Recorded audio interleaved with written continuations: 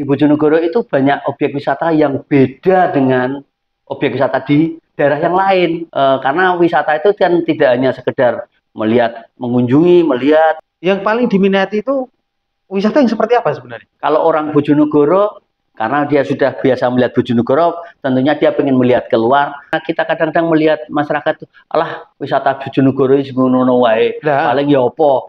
Itu karena memang ya kalau saya itu tantangan buat pelaku wisata gitu. Jadi orang yang ke Bojonegoro rata-rata itu yang saya lihat dia pengen mengetahui Bojonegoro itu apa. Kalau orang pengen melihat Bojonegoro ya melihat potensi-potensi yang aneh-aneh itu gitu. Oh, Bojonegoro ini kok sepertinya kan tidak ada gunung, tidak ada laut gitu. Apakah masih menjadi tempat lirikan orang itu liburan?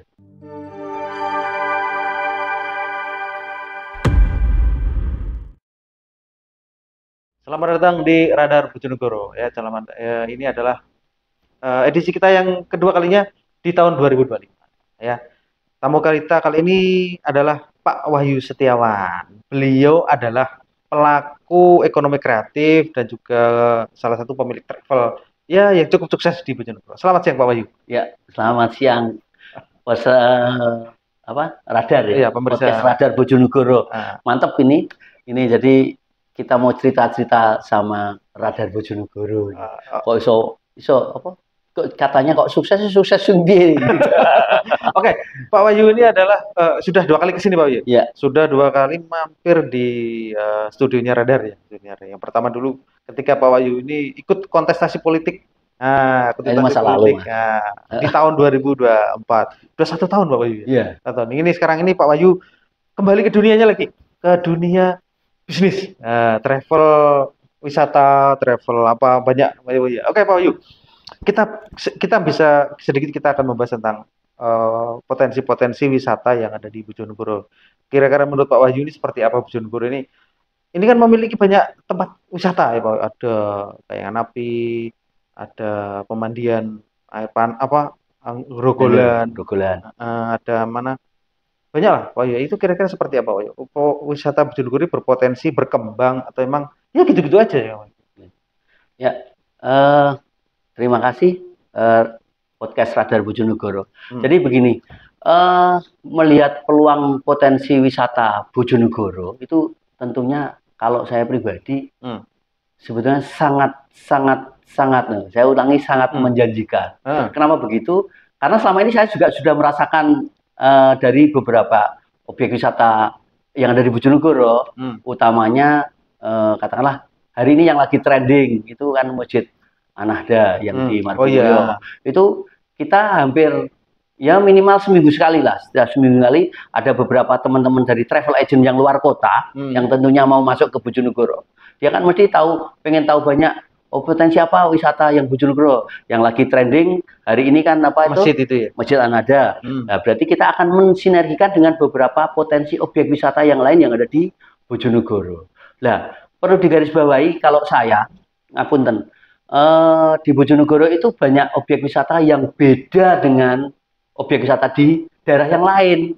Jadi contoh, katakanlah Bojonegoro itu punya Kayangan Api. Iya. Satu. Kenapa Kayangan Api itu beda? Karena Kayangan Api itu apinya yang paling besar seluruh dunia. Loh, seluruh dunia, Mas. Memang ada juga yang kayak api abadi itu ada seperti tetangga sebelah Merapen. Di Madura juga Madura api tak kunjung padam. Tapi karena tekstur Bojonegoro yang luar biasa ini karena geopark atau yang lain-lain ya, itu potensi apinya lebih besar. Itu yang pertama di Kayangan Api. Yang kedua, di Bojonegoro itu kan terkenal sumber minyak yang besar. Di sana ada objek wisata juga yaitu tambang minyak tradisional Wonocolo. Itu juga bagus juga. Dan itu memang beda dengan yang lain. Makanya dinamakan juga Texas Wonocolo. Terus ada lagi yang beda lagi. Ada Kampung Samin. Yang Margomulyo, yang kita sinergikan dengan Masjid An-Nahda, kemudian ke Kampung Samin, kemudian ada objek wisata lain Kayangan Api. Nah, itu Kampung Samin itu juga unik lagi, Pak. Jadi karena Kampung Samin itu hanya ada di Bojonegoro, satu-satunya di dunia di Bojonegoro. Makanya objek-objek itu jadi pembeda. Makanya saya yakin kalau wisata di Bojonegoro pasti jalan.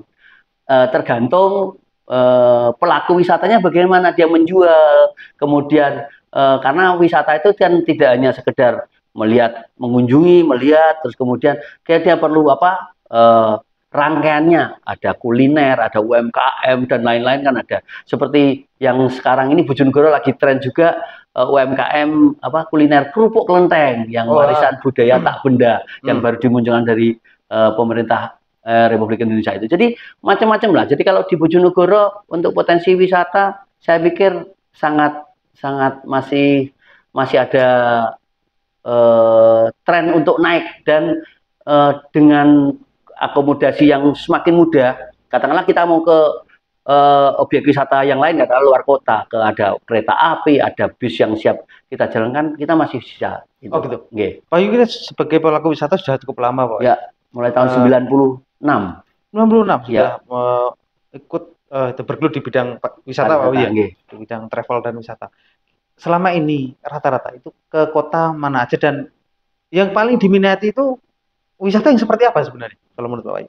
Wisatawan itu. Jadi banyak ragam ya. Jadi ada juga yang wisata alam. Terus kemudian ada wisata buatan. Kayak di Malang itu banyak wisata buatan kayak Jatim Park. Mungkin kalau orang Bojonegoro karena dia sudah biasa melihat Bojonegoro, tentunya dia ingin melihat keluar. Kalau ke Malang ada Jatim Park, ada Museum Angkot dan lain-lain itu wisata-wisata buatan. Tapi kalau mungkin alam-alam mungkin kalau yang ada di Jogja, di Malang juga ada wisata alam juga kayak di Kabupaten Malang itu ada air terjun Coban Rondo, terus kemudian kalau di Jogja ada Merapi, kemudian ada macam-macam lah. Jadi tergantung apa ya keinginan wisatawan. Jadi wisatawan pengennya apa, nanti kita ikuti kemauannya apa. Katakanlah dia mau, oh ternyata dia hanya pengen sekedar menikmati suasana hawa dingin, mungkin ada di Lawu Park atau di Mojosemi atau hanya di Sarangan kan dekat gitu. Atau juga ya dia mungkin pantai yang tidak jauh dari Bojonegoro, mungkin ke Tuban, ke pantai apa Semilir atau pantai mana yang di kawasan Jenuh itu dan lain-lain ada juga. Berarti kan sekitar Bojonegoro. Tergantung kemampuan dan kesenangan gitu. Jadi macam-macam lah kalau wisata Bojonegoro. Kalau orang luar Bojonegoro itu melihat Bojonegoro secara wisata itu seperti apa, Pak? Apa memang Bojonegoro ini kok sepertinya kan tidak ada gunung, tidak ada laut gitu. Apakah masih menjadi tempat lirikan orang itu liburan? Atau hanya Bojonegoro tempatnya misalnya tempat minyak, kan tuh. Beda kalau Malang kan misalnya rekreasi, hawa dingin. Jadi gini, laut kan gitu. Jadi orang yang ke Bojonegoro rata-rata itu yang saya lihat dia pengen mengetahui Bojonegoro itu apa. Yang pertama itu. Yang sering saya bawa itu tamu yang dari Jakarta. Itu datang ke Bojonegoro, pasti dia akan melihat katakanlah dia pagi datang, yang sering saya kerjakan, pagi datang, dia naik kereta Sembrani, kemudian turun Bojonegoro, kemudian dia bebersih di hotel, salah satu hotel Bojonegoro, kemudian setelah itu dia tujuannya hanya paling ke Kayangan Api, kemudian ke wisata mana Desa Wonocolo dan kuliner aja. Kuliner. Iya. Jadi sebetulnya apa kalau orang pengen melihat Bojonegoro ya melihat potensi-potensi yang aneh-aneh itu gitu. Kayak Kayangan Api tidak di daerah lain mereka lihat. Gitu. Iya. Jadi kalau katakanlah Kayangan Api itu kalau malam suro itu juga banyak pendatang-pendatang. Jadi kan katakanlah cerita-cerita tentang wisata yang lain lah ya. Yang wisata yang lain juga gitu. Itu tujuannya mungkin nggak wisata itu ya. Karena memang ada tertentu apa gitu ya? Ya, kalau orang yang namanya wisatawan, kalau saya cerita, wisatawan itu adalah datang ke suatu tempat dan dia melihat sesuatu yang baru itu kan itu. Jadi dia pengen tahu apapun tujuannya, yang penting dia datang ke tempat wisata dari perjalanan dari A ke B untuk melihat sesuatu yang baru itu kan itu. Oke. Yang seperti yang Jenengan sampaikan tadi yang lagi hit viral selama 2 bulan terakhir ini atau mungkin 3 bulan terakhir ini adalah Masjid An-Nahda yang baru di Margomulyo itu. Itu apakah bisa menjadi pemicu atau menjadi pembuka untuk wisata yang lain ramai seperti itu? Bisa. Jadi gini, jadi tergantung bagaimana konsep kita membawa dan meyakinkan wisatawan. Jadi katakanlah, Pak, kan nggak mungkin kalau orang dari katakanlah yang besok yang akan datang ini kita bawa tamu dari Sidoarjo, dari salah satu agen Sidoarjo menghubungi saya untuk Mas, kalau ke sana kita kalau hanya lihat masjid aja kan hanya sebentar, sebentar sebentar aja. aja. Nah, setelah itu kita mau kemana? Nah, itu kan. Akhirnya kita ajak ke Kampung Samin. Ah, Dari Kampung Samin nanti dia akan melihat bagaimana situasi kondisi adat istiadat Kampung Samin, kemudian ada jeepnya juga sudah ada loh. Kalau orang lihat kita ada jeep Merapi di Kampung Samin itu juga sudah disiapkan di sana. oh gitu. Ada keliling-keliling kampung, dari keliling kampung Samin itu juga bisa lihat. Terus di sana juga ada kalau di Bojonegoro yang ikon sekarang kalau ASN kan mesti pakai pakai udeng yang obor sewu. Itu produknya Kampung Samin dan itu kita bisa lihat di sana. Itu yang kita jual di sana. Nah, kemudian pulang bawa itu lah, ya, gitu. oleh-oleh souvenirnya dari sana atau mungkin dia makan kulinernya ada di Kampung Samin gitu. Jadi makanan masakan tradisionalnya Kampung Samin itu makannya berbaur di keluarga sana. Di sana juga ada homestay, Mas. Jadi macam-macam. Jadi kalau Kampung Samin itu yang kita jual ya seperti itu bisa. Oh gitu. Jadi pagi anada, siang Kampung Samin, makan siang sambil lihat kuliner, kemudian bawa souvenir udeng sewu, sore senjanya baru kita larikan ke Kayangan Api. Itu satu jalur itu konsepnya. Oh gitu. Lah lewatnya lewat mana? Karena infrastrukturnya Bojonegoro udah bagus, ya? Jadi langsung dari arah Ngeraung itu ke arah Ngeraung, Ngambon, kemudian ke arah Ngasem. Itu 1 jam sudah sampai Kayangan ini pas senja dan senjanya sahdu di sana. Jadi bisa melihat apinya agak kelihatan. Terus kemudian penumpang peserta wisatanya kalau mau ke dari Sidoarjo ya berarti lewat Dander, Nganjuk, tol Sidoarjo. Tapi kalau Dander, Kota, Tuban atau Lamongan bisa. Itu konsep-konsep saya yang sudah saya jual sampai hari ini. Jadi satu jalur lah ya. Satu jalur. Margomulyo, Kampung Samin juga Margomulyo, kemudian Ngerau langsung Kayangan Api itu satu jalur. Dan itu paket itu sudah ada. Oh ya, satu lagi. Paket yang saya jual tiap hari atau tiap malam itu kita jual ada juga yang harga 50.000 itu per orang. Itu mengunjungi wisata malam Bojonegoro. Nah, segmen saya itu rata-rata orang yang nginep di hotel Bojonegoro. Nah, kita ajak kemana dengan 50.000 itu? 50.000 itu kita ajak ke Kayangan Api, kemudian lihat jembatan yang indah, Sosro di Logo Bright. Kalau kita kan bahasanya Sosro di Logo Bright, beda juga kalau bilang jembatan Sosro di Logo itu kan beda. Sebetulnya artinya sama. Sosro di Logo Bright. Wah, Bright. Ya. Nah, itu. Jadi itu. Kemudian sorenya jalan-jalan ke Malioboro. Itu 50.000, Mas. Itu sudah termasuk transport sama tiket. Dan itu rata-rata yang saya layani hari ini tidak pernah dia orang satu, mesti orang dua atau orang tiga. Kalau orang tiga kan sudah 150.000. Mobilnya paling berapa? Bahasanya itu kan kita buka membedah. Kok untung? Ya untung aja karena kita konsepnya konsep melayani aja gitu. Dan itu pasti gedok tular terus, Mas, gitu. Karena memang pembuka itu kan memang susah ya. Kalau sudah ada banyak yang jadi pioner mungkin wah ayo wes ayo gitu. Tapi itu kan mesti yang enak dari awal. Pak Wahyu, wisata itu kan paling enak itu ada guide-nya. Ya. Apakah Pak Wahyu juga kalau wisata di Bojonegoro, orang luar kota datang ke Bojonegoro itu jenengan guide sendiri atau ada guide tertentu yang? Ya, jadi kita punya tim. Jadi tim kita itu ada beberapa orang yang memang kalau ada lebih dari satu mobil itu ya satu guide ya, walaupun itu mobil kecil Elf ataupun Hiace Komotra itu masih ada guide-nya. Jadi di bis juga ada. Kalau bis kan ada satu juga udah besar. Tapi kalau yang isi 11, isi 14 atau satu Elf pasti ada guide-nya. Karena bagaimana juga wisatawan itu harus pengen tahu Bojonegoro itu kayak apa. Wilayah-wilayah Bojonegoro. Makanya kalau di sini pasti ini kalau di kita kalau di kita dengan agent saya yang Esetor Travel itu mesti kalau datang mesti pakai guide lokal yang ada di Bojonegoro. Seperti juga guide lokal yang ada di Bali atau di Dieng atau di Jogja dan lain-lain begitu. Oke. Berbicara dengan wisata itu juga tentu tidak lepas dari UMKM, Pak Wahyu. Seperti apa? Apakah orang yang rekreasi tadi dari luar kota itu juga bisa mengembangkan UMKM lokal? Bisa. Jadi mengembangkannya seperti apa? Jadi gini, saya setiap kali wisatawan yang datang ke Bojonegoro pasti dia mikir gini, Mas, oleh-oleh apa Bojonegoro iki sing tren? Hmm. Ya kalau dia melihat kan mesti ada ledre, terus kemudian kerupuk klenteng, ya itu. Ya itu yang mesti dia akan cari itu. Di Bojonegoro pasti cari itu. Jadi mesti di mana-mana wisatawan yang nginep pasti mau cari oleh-oleh itu, pasti itu. Jadi makanya kalau UMKM di Bojonegoro ya pasti jalan.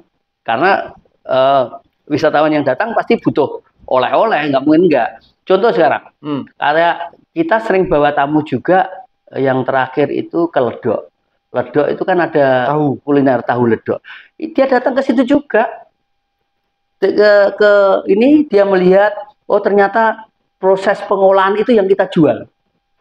Ya, jadi katakanlah orang-orang yang datang di situ, oh ternyata tahu ledok itu tahu yang melegenda di kawasan katakanlah Bojonegoro, Tuban, Lamongan, Blora itu kan setiap malam itu kan mesti ada di Blora. Lah, kenapa itu bisa dijual? Ya orang akan melihat proses produksinya. Kalau di Bojonegoro ada tahu ledok, kemudian ada di Kediri ada tahu kuning atau tahu pong itu, kemudian kalau di Bandungan ada tahu yang Bandungan yang itu yang kita jual.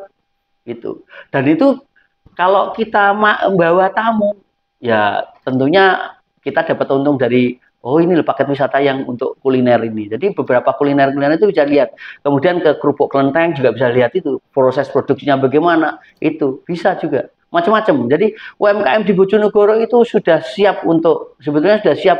Cuman promosinya aja. Oh kita belum tahu brand mana yang hari ini kan mungkin kulinernya kerupuk kelenteng, ada ledre dan itu aja yang baru lagi mulai yang sering dicari oleh wisatawan itu. Yang tadi, kalau kuliner kayak masakan khas seperti itu, seperti apa Bojonegoro? Jadi kalau di Bojonegoro itu ada beberapa tempat yang memang menjual sego buahan. Nah itu yang biasa juga kita lakukan. Katakanlah sego buahan, tapi kalau di sego buahan itu kita datang di suatu tempat, katakanlah di daerah mana? Yang Ledok itu kan ada kuliner yang itu pinggir Bengawan itu. Itu kan ada jual sego buahan. Kita ajak ke situ. Ada juga yang godeh pero dan macam-macam itu. Ya. Artinya gini, menurut Pak, berarti secara kesimpulan itu Bojonegoro juga tidak kalah sebenarnya. Sudah siap sebetulnya. Siap, ya? Tinggal kita bagaimana mempromosikan Bojonegoro ini. Jadi Bojonegoro itu perlu promosi. Katakanlah kemarin itu Masjid An-Nahda itu hanya sebentar aja karena lewat TikTok kan orang akan melihat. Bahkan kemarin ada yang nggak tahu kalau Masjid An-Nahda itu ada di Bojonegoro juga kan kemarin itu sempat itu juga. Gitu. Jadi ceritanya seperti itu. Gini Pak Wahyu, menurut Pak Wahyu, Masjid An-Nahda ini akan ramai sampai kapan kira-kira? Apakah emang viral aja, viralnya selesai begitu, atau emang ya itu akan terus menjadi magnet tersendiri Bojonegoro untuk mendatangkan? Ya. Hai, kau kehilangan STNK?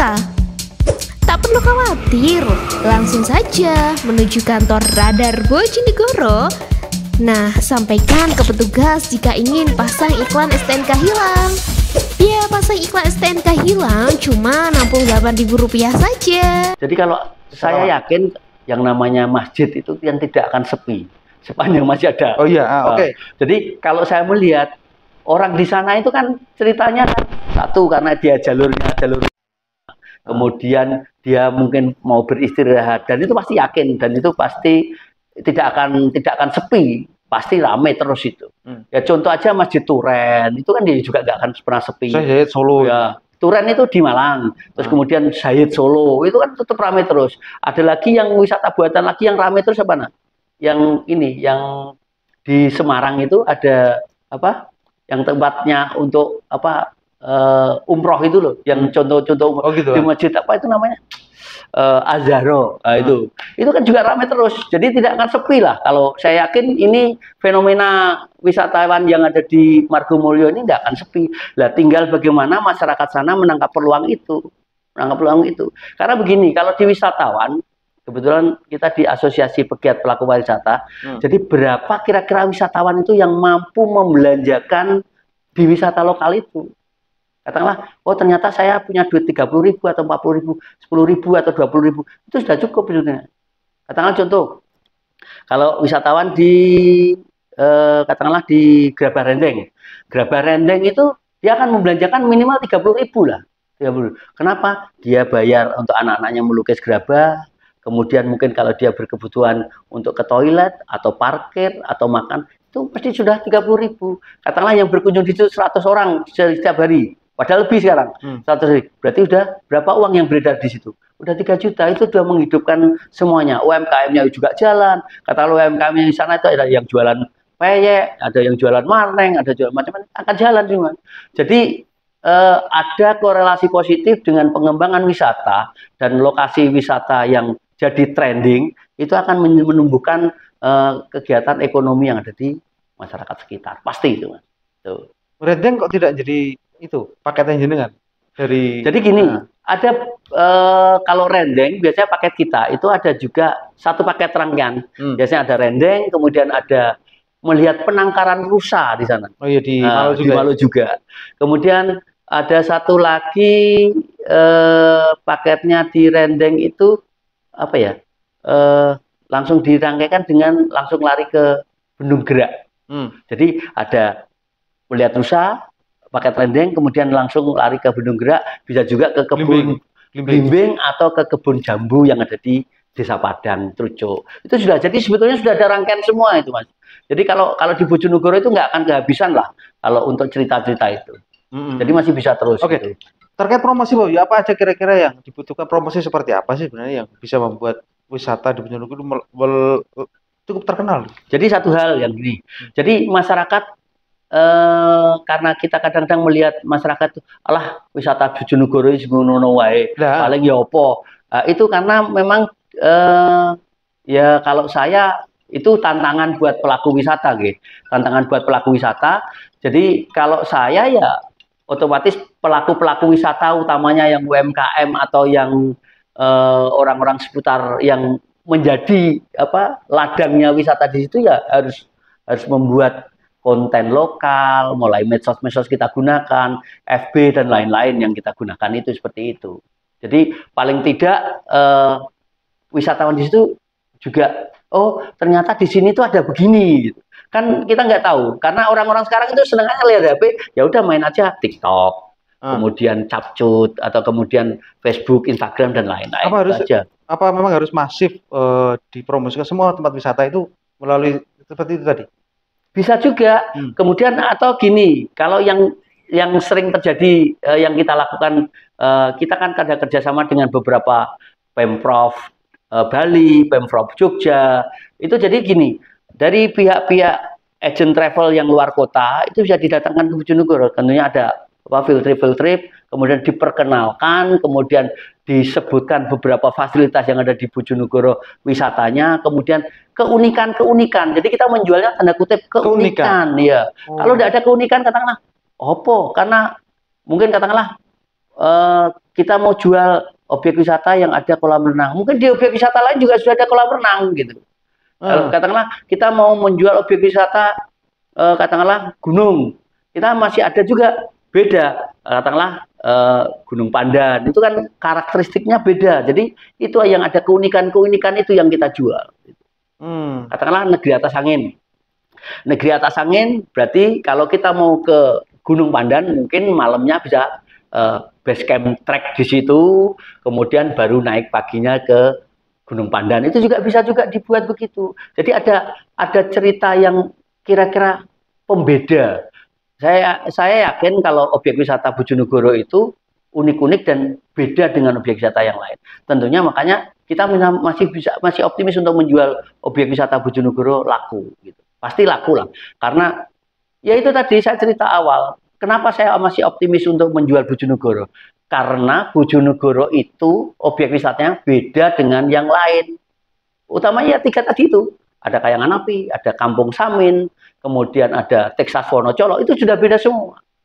Kecuali kalau objek wisata kolam renang lah, mungkin kita kalah dengan Jogja Bay, kan itu. Kita kalah dengan katakanlah Selekta, kan kalah kan itu. Karena objek wisatanya ke sana juga sudah lebih siap, gitu.